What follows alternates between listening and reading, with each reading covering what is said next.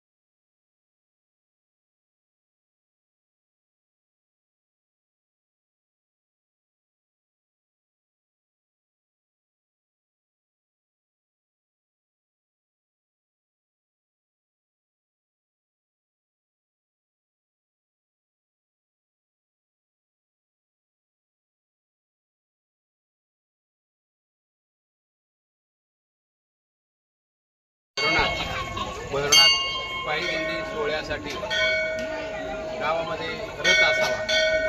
रथ ही पारमार्थिक शान असते आणि हा रथ आज तयार करून आपल्या गावामध्ये एकादशीच्या मुहूर्तावरती तुम्ही आणला। हा रथ तयार करण्यासाठी अनेकांनी तुम्हाला सहकार्य केलं। यामध्ये आदरणीय हरिभक्तपरायण दांडे महाराज असतील, आदरणीय जाधव महाराज असतील, सरपंच या ठिकाणी संजय मगर असतील, बाकीचे पवार असतील, इथापे असतील, या सगळ्यांनीच चांगल्या प्रकारचे प्रयत्न केले। शेवटी ही गोष्ट खर्चिक असते, पण आपण सगळेजण एकत्र आलो तर चांगल्या प्रकारचा रथ या ठिकाणी होऊ शकतो। म्हणून मोठा रथ या ठिकाणी तयार झाला। या रथासाठी ज्यांनी देणगी दिली हे देणगीदार सुद्धा अत्यंत महत्त्वाचे असतात आणि तुम्ही पाठपुरावा केला। मी फुलाची पाकळी, कारण हे माझ्या मामाचं गाव आहे। स्वर्गीय हरिभक्तपरायण विनायक महाराज पवार असताना विठ्ठल मंदिराचं काम चालू होतं चेअरमन, आणि ते माझ्याकडे आली। मी त्यावेळेस पण आईच्या याच्या नावाने मी 5,000 रुपये दिले होते आणि आज मी फुलाची पाकळी 5,000 रुपये या रथाच्या कामी दिले। हा रथ उद्याच्या काळात आषाढी असेल, कार्तिकी असेल, पंढरपूर असेल, आळंदी असेल, कारण पारमार्थिक दिंडी सोहळा पारमार्थ हा आपल्याला एकत्र राहण्यासाठी असतो आणि निवडणुका ह्या वेगळ्या करण्यासाठी असतात। एकत्र येणं महत्त्वाचं आहे, सोहळे साजरे होणं महत्त्वाचं आहे। मी कोंडेगावकरांना विशेष धन्यवाद देतो। आपली जी माणसं पुण्याला असतील, बाहेर असतील, या सगळ्यांना कळवा आणि आता चांगल्या प्रकारचा रथ आणल्यानंतर चांगल्या प्रकारची दिंडी काढा, व्यसनापासून माणसं अलिप्त ठेवा आणि एक चांगल्या प्रकारचा गावला वळण लागून हा जो रथ इथं तयार झालेला आहे, आता चांगला रथ देखणा तयार करणाऱ्याला धन्यवाद। परंतु हा रथ आता उभा करताना याचं संरक्षण झालं पाहिजे, याला पत्र्याचं शेड म्हणा, काहीतरी निवारा करा अशी गावकऱ्यांना विनंती करतो। अजूनही एवढ्यात न थांबता कोंडेगावकरांना माझी विनंती आहे, मी संजय भेटलाय, बाकीच्या सगळ्यांना कायम सांगतो, खासदाराकडे जा, आमदाराकडे जा, मी बरोबर येईल, परंतु हे जी मोठाले वाडाचे झाड आहेत, ग्रामपंचायत काय निधी टाका आणि ते पार कसा करता येईल, गावाला गाव पण कसं करता येईल, तुम्ही माझ्या गावात येऊन बघा। मी त्या ठिकाणी वेशीत गावचं ग्रामपंचायत कार्यालय आता काम चालू आहे, डबल मजली रावसाहेब मामाने पाहिलेलं आहे। असं काहीतरी वेगळं या कोंडेगावांमध्ये चित्र बदलन, अशा प्रकारची परिस्थिती निर्माण करा। आपली अनेक मंडळी पुण्याला आहेत, त्या पुण्याच्या सगळ्या लोकांकडे तुम्ही संपर्क केलेलाच असेल। मला माहीत आहे, मी लहानपणापासून इथं येतोय, यात्रेला सगळे लोक इथे येतात। या सगळ्यांकडे जा, सगळेजण चांगल्या प्रकारची मदत करतील आणि अजून काय गावासाठी करता येईल ते करावं, अशा प्रकारची अपेक्षा व्यक्त करतो। तुम्हाला सगळ्यांना धन्यवाद देतो। रामकृष्ण हरी। सर्व ग्रामस्थांनी आणि बाकी बाहेरून देखील आपल्याला भरपूर अशी देणगी प्राप्त झाली आणि त्यामुळं हे एवढं मोठं रथाचं काम पार पडलं आणि त्यामुळं मी सर्व देणगीदारांचं आपल्या कोंडेगावन ग्रामस्थांच्या वतीनं हार्दिक असा आभार मानतो। आणि एकादशी अभावी आपल्याला नारळ फोडता येत नाही, या नारळांचा कार्यक्रम 41 नारळांचा कार्यक्रम आपण ज्या दिवशी दिंडी आळंदीला प्रस्थान होणार आहे त्या दिवशी आपण तो कार्यक्रम करू, याची सर्वांनी नोंद घेऊ। धन्यवाद। आता प्रदर्शनीला सुरुवात करायची।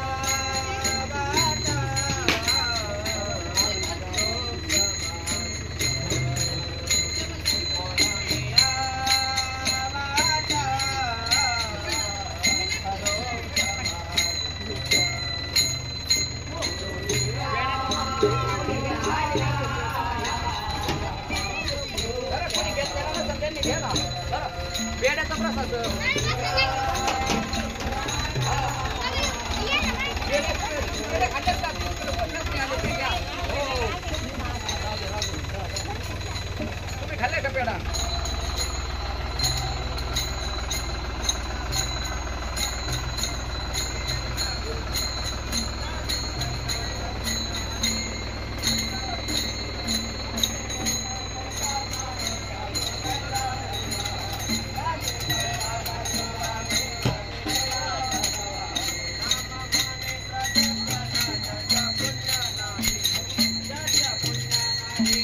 कृष्णा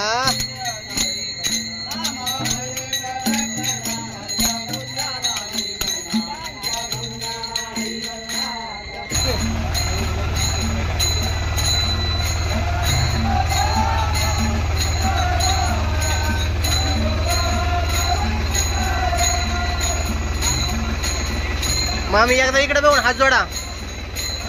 हा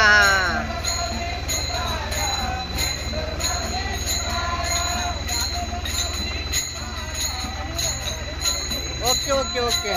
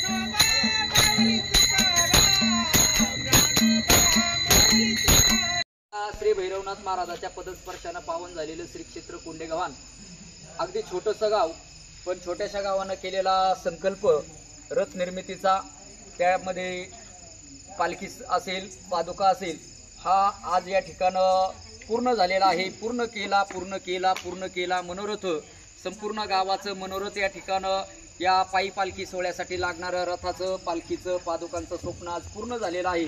आजचा दिवस खऱ्या अर्थानं भाग्याचा दिवस आहे. आज पंढरपुरामध्ये आज कार्तिकीचा सोहळा, जे प्रमुख सोहळे आहेत आषाढी, कार्तिकी, चैत्रवारी आणि माघवारी, त्यापैकीचा आजचा असणारा कार्तिकीचा सोहळा महावारी आहे. आणि या महावारीचं औचित्य साधत आपल्या गावामध्ये आज रथाचं आगमन झालं. सर्व ग्रामस्थांनी या ठिकाणं देणगी देऊन सहकार्य केलं.